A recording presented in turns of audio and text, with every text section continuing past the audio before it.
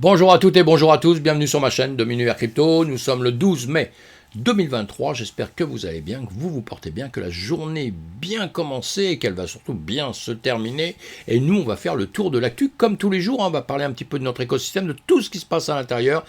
Je survole toutes les actus à droite, à gauche, à droite, en dessous, au-dessus, et je vous mâche un petit peu le travail, je vous fais des petits commentaires aussi, mais surtout je vous mets le lien de tout ce qu'on va voir, je vous mets les liens sous la vidéo, comme ça vous pouvez creuser ces sujets-là, parce qu'il y en a certains, on voit que les titres, parce qu'on n'a pas le temps de tout voir en quelques minutes, mais on aura un maximum d'infos, ce qui nous permet de bien avancer, je le pense. Hein. Allez, on va parler de la SEC, du Bitcoin face au dollar, on va parler de crypto macro, on va parler de l'Ether, d'un Cold Wallet, de Paxful, de Kraken, du PDG de Binance, d'Elon Musk évidemment, on va parler de NFT avec la frénésie, aussi la frénésie des mêmes coins, et puis Barbie et Boss Booty dans les NFT, et on va aussi se faire un petit coup de pub perso, c'est-à-dire que vous n'oubliez pas de vous inscrire à ma chaîne, si c'est fait, mille merci pour tous ceux qui me suivent, hein, vraiment, il y en a qui me suivent depuis le début, et puis pour ceux qui viennent d'arriver aussi, évidemment que je les en remercie. Et cliquez sur le pouce, ça veut dire continue ton travail, ça nous plaît bien. Et si vous cliquez pas sur le pouce, je vais pas en mourir non plus, vous inquiétez pas. La guerre en Ukraine, les forces Kiev sont-elles regagnées du terrain à Bakhmut? C'est pas bon, hein, la guerre en Ukraine, on sait que malheureusement c'est le seul truc, ça, tous les jours, hein, je remets ça juste en premier parce que voilà, malheureusement j'y pense et ça me fait beaucoup de chagrin pour tous ceux qui meurent et surtout ceux qui restent et malheureusement qui vont en souffrir toute leur vie, hein, pour tout ça, des connards qui ont décidé de faire la guerre.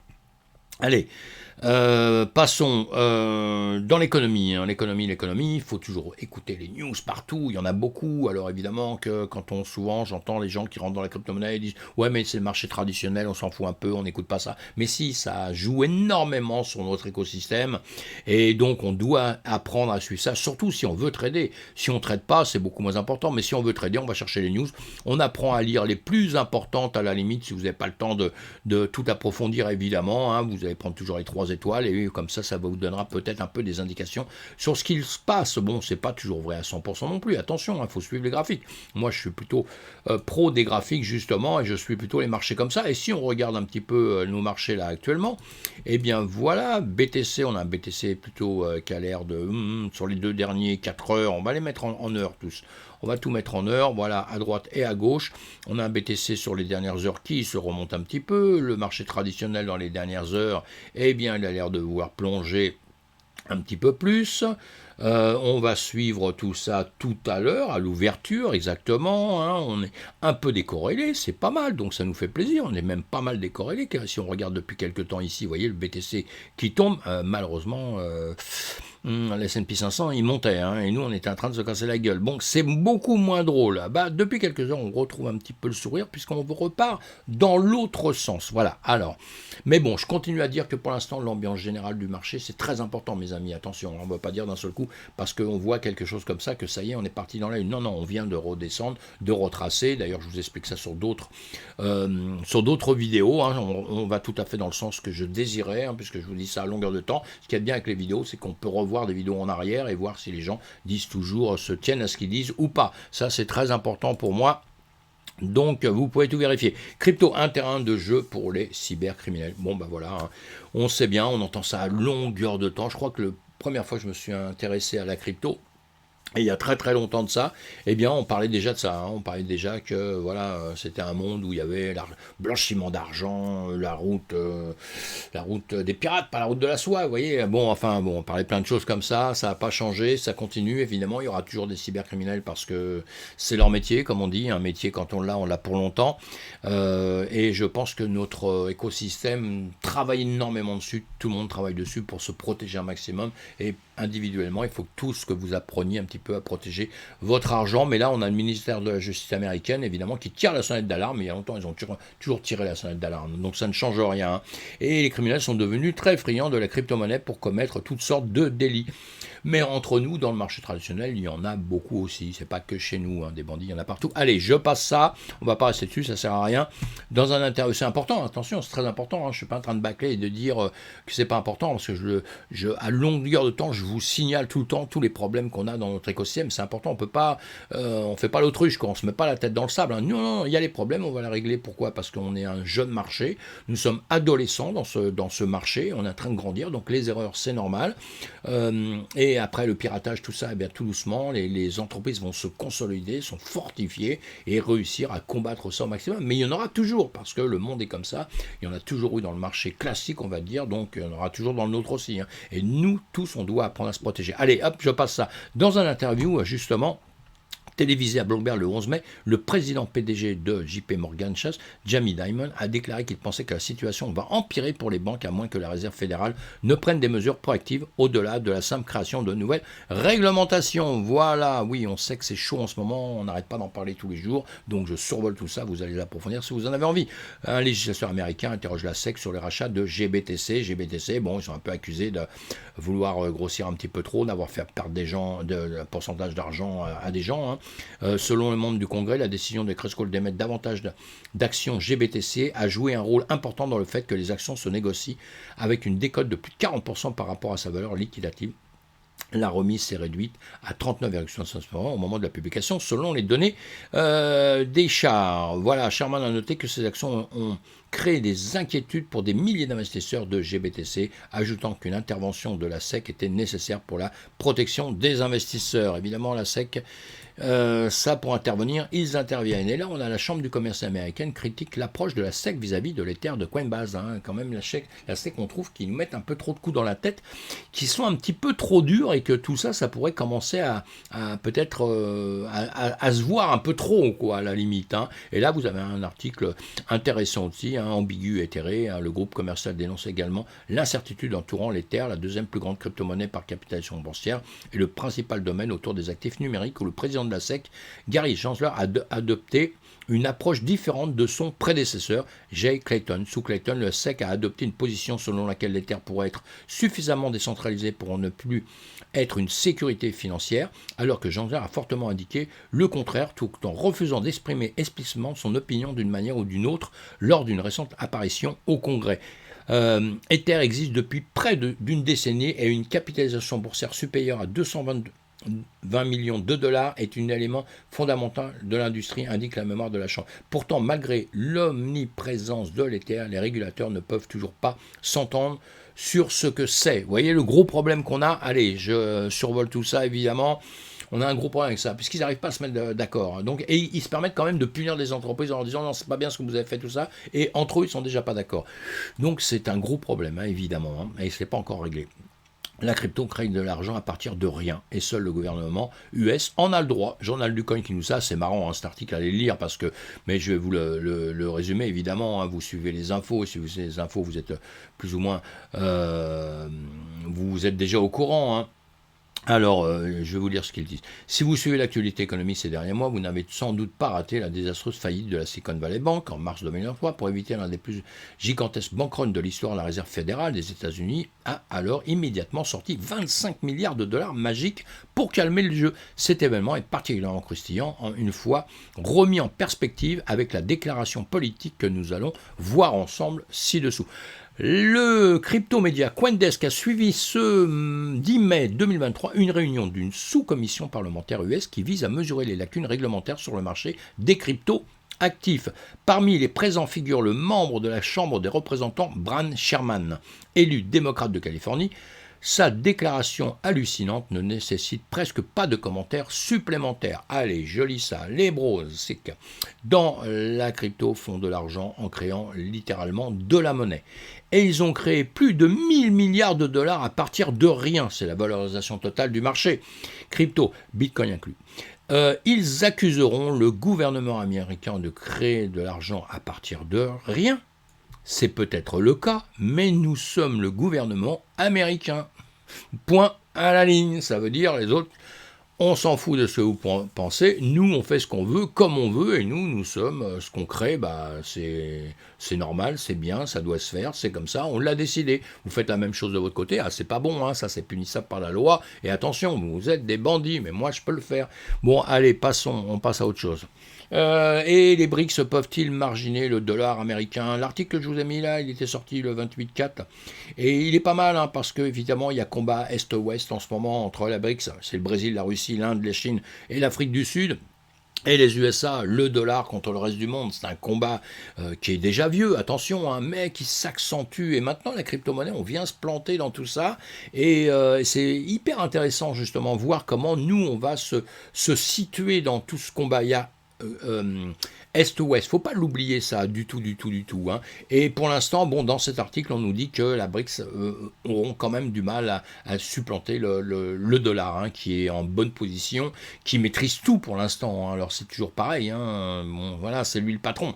Alors il va falloir détrôner le patron pour pouvoir prendre sa place, ce qui n'est pas évident. Et moi, la question que je me pose avec le temps, qui va prendre la place? Est-ce que ce sera vraiment l'Est? Est-ce que ce sera vraiment les BRICS, justement, tout ce côté qui est très puissant? Attention, on a tendance, nous, à l'oublier ici. Hein. On a tendance à voir notre petit monde à nous, juste de l'Europe, et puis les États-Unis. On a l'impression qu'il n'y a que ça au monde, hein, de bon. C'est comme j'ai entendu aujourd'hui.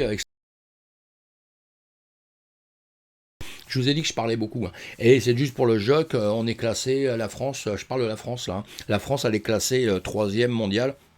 Au niveau de la cuisine, l'Italie en premier, la Chine et nous. Et j'entendais les commentaires ce matin. Les commentaires, c'était pour descendre à fond la caisse, l'Italie et la Chine, en disant que l'Italie, oui, c'est normal, le prix là, c'est parce que c'est un peu, ça fait partie de, c'est une annonce comme quoi c'est ce qu'aime la majorité des gens, quoi. En gros, c'est pas vraiment une bonne cuisine, vous voyez, comme la Chine. Moi, je connais très bien la Chine. On mange super bien en Chine, croyez-moi. Et les Français, je suis français d'origine et j'aime la France, j'aime la cuisine française, j'en bouffe tous les jours, j'adore ça, mais on a d'autres cuisines qui sont extraordinaires.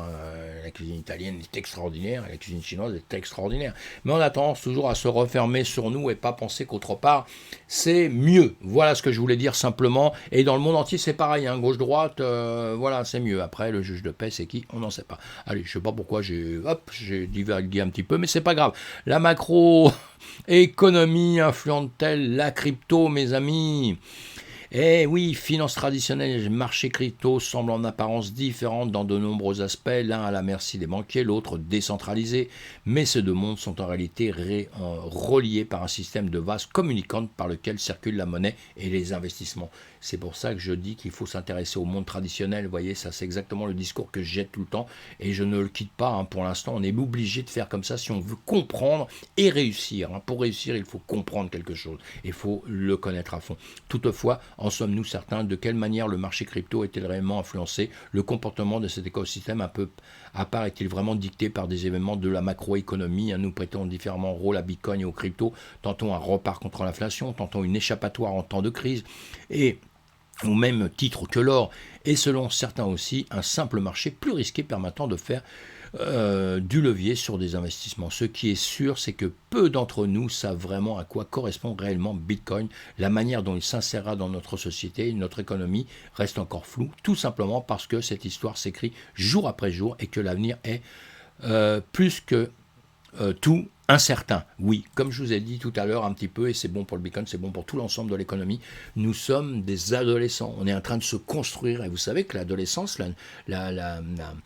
l'enfance, c'est très important dans la vie d'une femme, d'un homme, hein, et c'est important dans la vie de l'humanité, parce que ça se construit, hein, justement, et c'est là où on prend toutes nos forces, et qu'on prend, entre autres, nos connaissances et notre réussite plus tard. Allez, je vous laisse cet article à lire, hyper intéressant.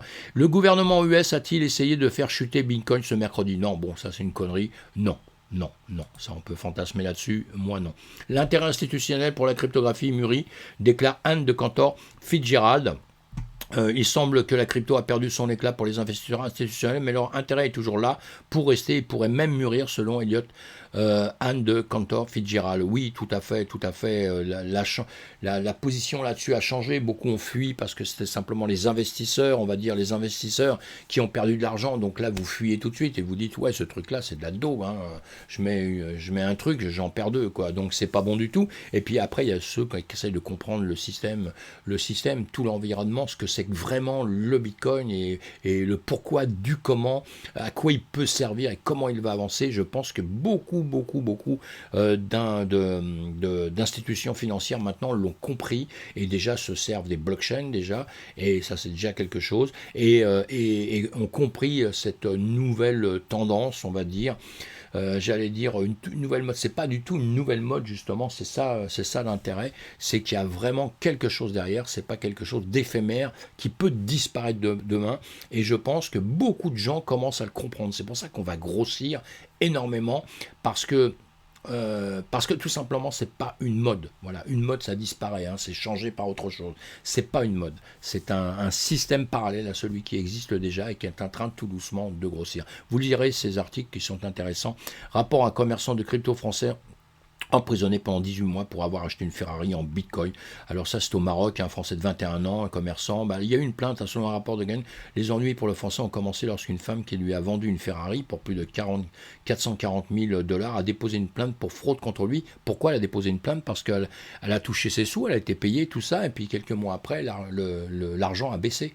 Et puisque le bitcoin est tombé, donc comme elle n'a pas changé ses sous, elle les a gardés en bitcoin, ça veut dire de 400 et quelques mille dollars, eh bien elle s'est retrouvée, elle a perdu, est passée de 60 000 dollars à mi-avril à peu près de 31 000, donc elle a perdu une tonne d'argent à ce moment-là, c'est la moitié, hein, donc 440 000 a touché 200 000 dollars, vous voyez, donc évidemment d'un seul coup après elle a porté plainte et apparemment elle a été convoquée puisque au Maroc, suite au dépôt de la plainte, les autorités marocaines où le commerce de crypto est interdit, auraient ouvert une enquête en octobre de la même année. Claudie a été reconnue coupable de délit d'escroquerie et de paiement en devises étrangères sur le territoire marocain.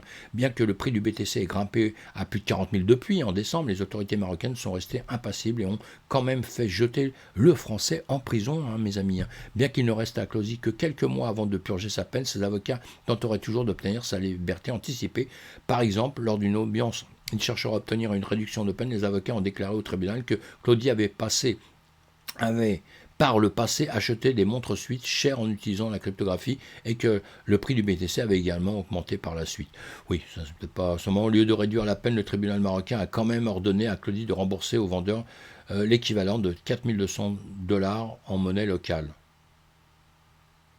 Bon, d'accord, là il y a quelque chose que j'ai peut-être pas compris, mais je vais pas aller plus dessus, hein, d'accord, on passe ça, vous lirez, voilà, c'est...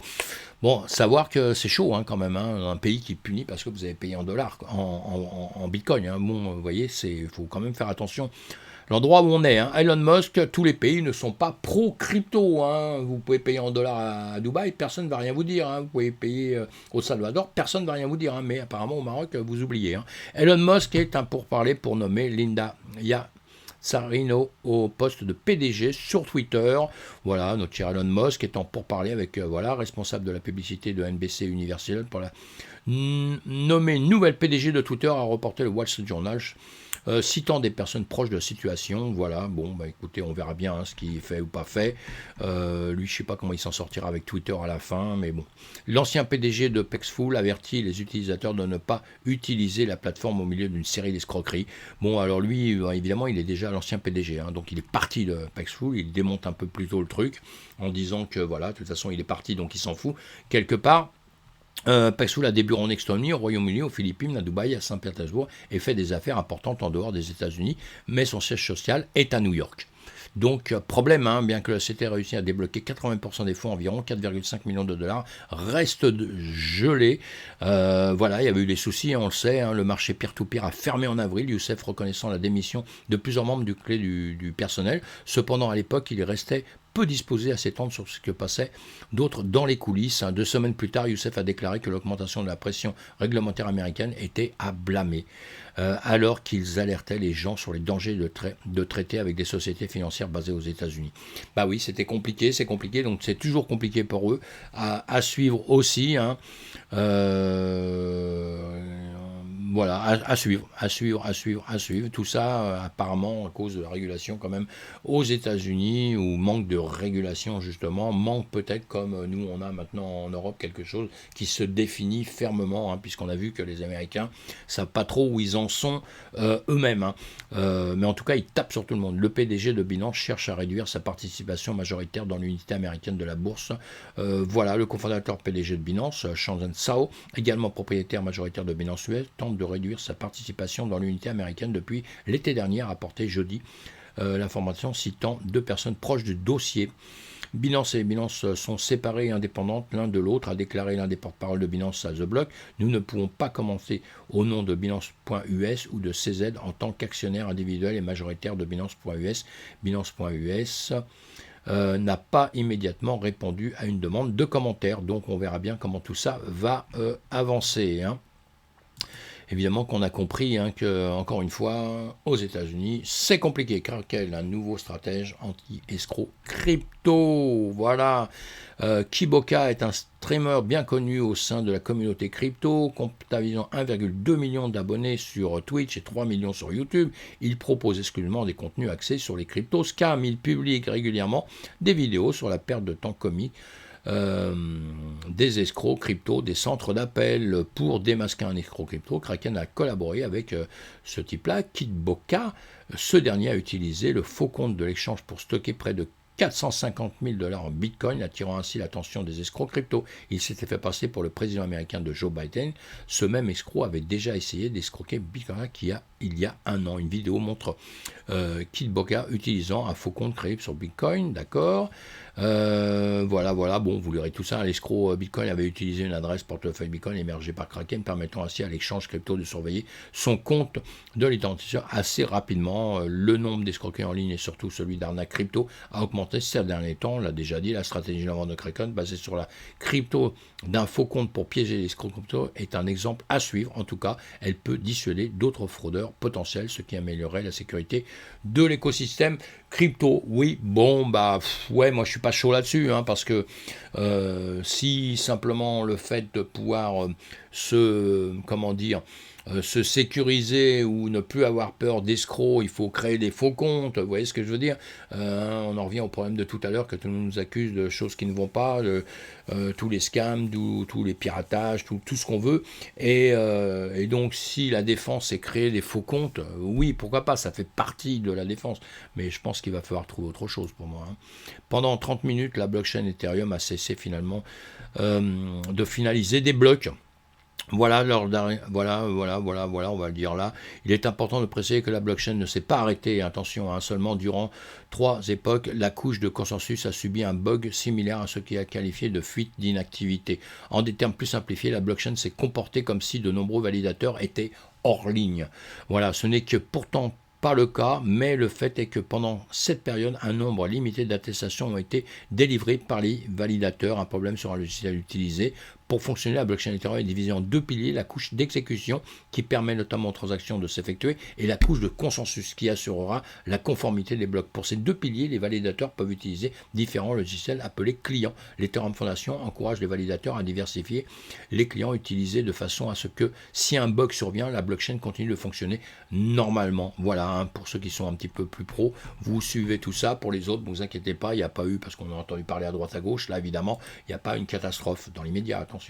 Cool Wallet, alors le wallet crypto Bluetooth le plus pratique au monde. C'est le journal du coin qui fait une petite pub là-dessus, qui en parle. J'ai lu ça, ouais, c'est pas mal. Moi je fais pas de pub, je ne vends rien ni quoi que ce soit, mais pourquoi pas, faut savoir qu'il existe. La réponse matérielle a un vrai problème numérique, un incroyable wallet crypto, vous voyez, ils vous disent que c'est bien. Bon, ce sont des gens qui ont quand même l'habitude. Un wallet crypto étonnant qui embarque les dernières innovations technologiques, ce qui est intéressant, assez la crypto à tout moment. Bon, voilà. Allez, vous lisez ça si vous en avez envie, moi je ne vais pas approfondir ça. Et sinon, pour parler un petit peu NFT, là, Barbie et Botti s'associent pour amener plus de femmes sur le Web3. Bon, c'est génial ça. On a annoncé un projet commun d'objets de collection numérique visant à amener plus de femmes dans l'espace Web3. Alors ça, j'adopte complètement. Il n'y a pas assez de femmes dans notre écosystème, mes amis. Il faut les femmes. Allez-y, soyez, les femmes doivent y aller, il n'y a aucun problème, c'est pas plus compliqué que quelque chose, ce n'est pas dur, c'est pas quelque chose qui est dur physiquement, c'est pas prendre une pelle, une pioche, et l'écosystème Web3, je pense que c'est un écosystème qui sera pas un écosystème misogyne, j'en suis quasiment sûr. Allez, rentrez dedans. Et on va soutenir ça, évidemment. Déballer la Frazzini Minecoin, chez Crypto Jackpot, déballer la Frazzini Minecoin, alors que les mêmes coins gagnent en popularité, des paramètres sont établis entre leurs investisseurs et les joueurs de loterie, évidemment. Marcus Tienlon, responsable de la recherche chez Matrixporks, a partagé son point de vue sur cette comparaison avec Cointelegraph. Il suggère que beaucoup cherchent leur percée financière dans la crypto, un peu comme les joueurs de loterie. Malheureusement, c'est comme ça. Il existe de nombreuses études réalisées sur la façon dont la plupart des gens des classes sociales économiques inférieures jouent à la loterie, car c'est leur seule façon de sortir de leur classe économique inférieure. Les gens qui spéculent à la loterie essaient de gagner de l'argent rapidement, et je pense que c'est très similaire avec la crypto. Oui, malheureusement, là je suis un petit peu d'accord, encore une fois, c'est une manière de s'en sortir. Moi, je ne vais pas dire que c'est pas une manière de s'en sortir, mais il faut apprendre, mes amis. On peut pas, vous n'allez pas au pile ou face sur quelque chose. Vous les étudiez bien, vous cherchez ce qu'on appelle le Dior. Vous allez vous chercher, vous creusez les sujets, vous creusez, vous devenez un petit professionnel dans un domaine, et là, vous pouvez vous en sortir. Avec rien, vous pouvez vous en sortir. Mais si vous comptez que sur la chance, simplement, il faut aller au loto, prendre un billet de loto, parce que la somme sera beaucoup plus grosse à gagner d'un seul coup, mes amis. Donc si vous gagnez, et dans la crypto, là, n'engagez pas tout votre argent comme ça, bêtement, sans savoir ce que vous faites. Dans le trading, c'est exactement la même chose. Le trading, ça s'apprend. C'est un vrai... Je suis toujours en train de répondre à des gens qui disent, oui, le trading, c'est pile ou face. Non, c'est pas vrai, c'est pas pile ou face. Le trading, c'est un métier, ça s'apprend. C'est quelque chose. Et quand je dis un métier, vous pouvez le faire sans en faire votre métier, mais vous allez passer beaucoup d'heures dessus. Pas 5 minutes à écouter un influenceur qui va vous dire, ouais, vas-y, mise là, et là, ça va monter, machin. Non, c'est pas comme ça. On apprend, on se construit dessus. Et une fois qu'on est construit, on peut faire les choses.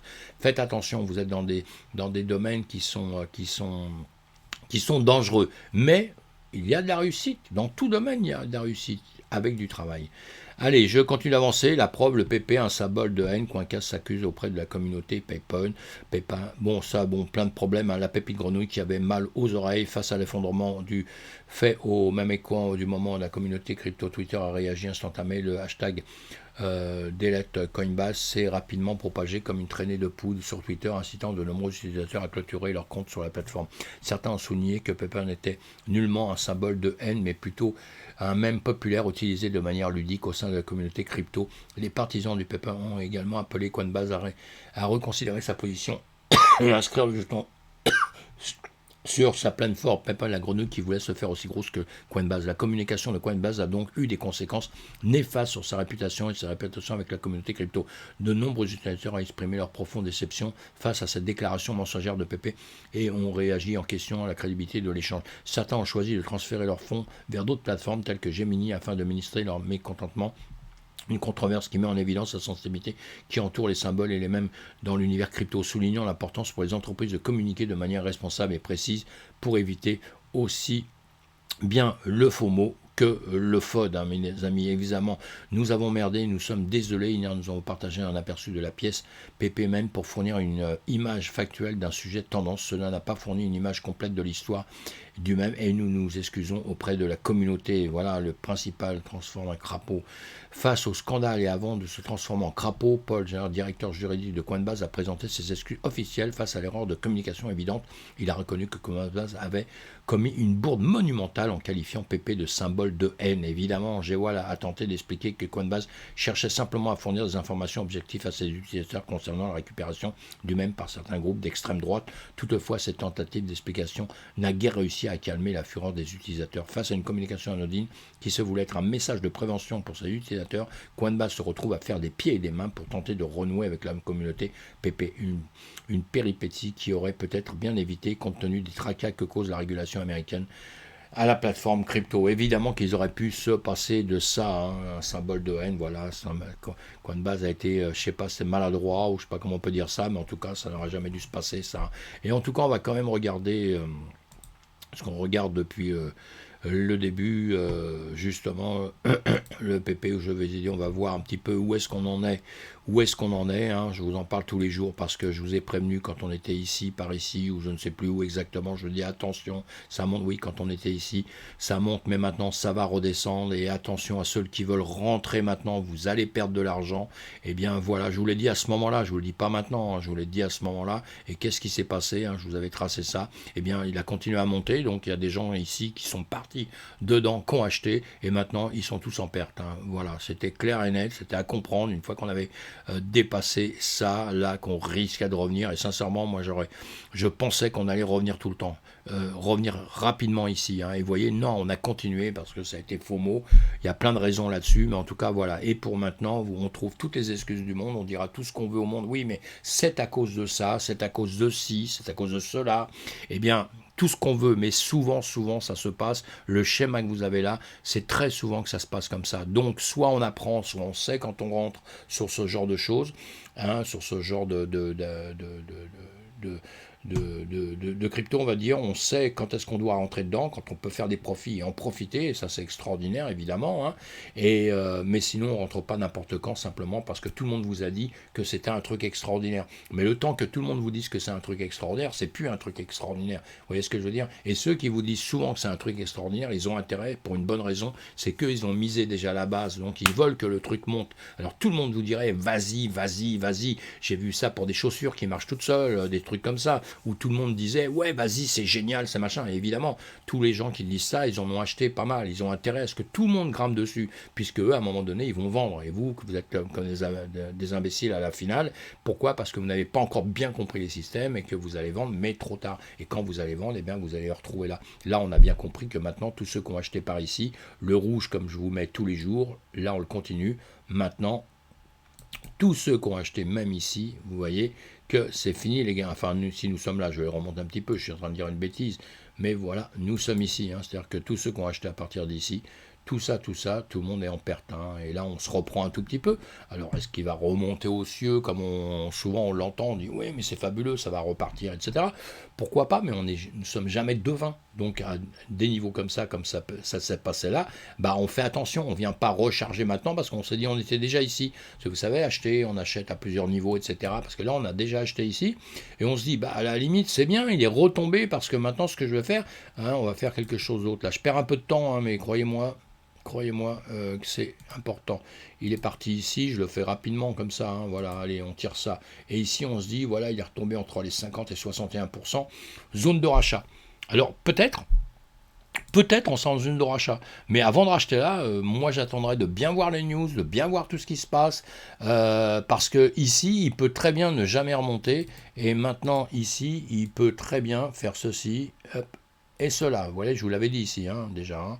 Ici, j'avais recommencé ce que je suis en train de refaire là, voilà, et bien pareil, ici, il peut refaire ça, remonter, parce que là, un petit coup de peps, un petit coup de FOMO, se dire, ouais, les news, si, ça c'est bon, il y a erreur là, ça marche pas, mais bon, maintenant ça va aller mieux, et boum, repartir. Voilà, ça on ne sait pas. Maintenant, il va peut-être repartir vers le nord, hein. Peut-être qu'il va repartir vers le nord et vous faire avoir des gros profits par la suite. Mais ça, on le fait au fur et à mesure et on voit, on ne l'anticipe pas avant et on ne se dit pas, tiens, je vais acheter ici parce qu'en réalité, ce que ça va faire, comme j'ai acheté là, je vais acheter ici, bah ça va me diminuer mon prix d'achat à la base. Oui, bah pourquoi pas, ça c'est génial si ça remonte. Mais si ça continue à baisser, vous aurez juste perdu encore plus d'argent. Voilà, donc on reste prudent, mes amis, sur tout ça. Allez, voilà, allez, c'est fini, je parle toujours trop longtemps. Attention à vous, soyez prudents quand même. Attention, je ne suis pas négatif, moi je suis pour cet écosystème, c'est pour ça que je fais mes vidéos. Je suis pour la DeFi, je suis pour les NFT, j'adore tout le système, mais encore une fois, il faut être vachement prudent, hein, sinon vous allez perdre tout ce que vous voulez. Et soyez prudents, à plus tard, à bientôt.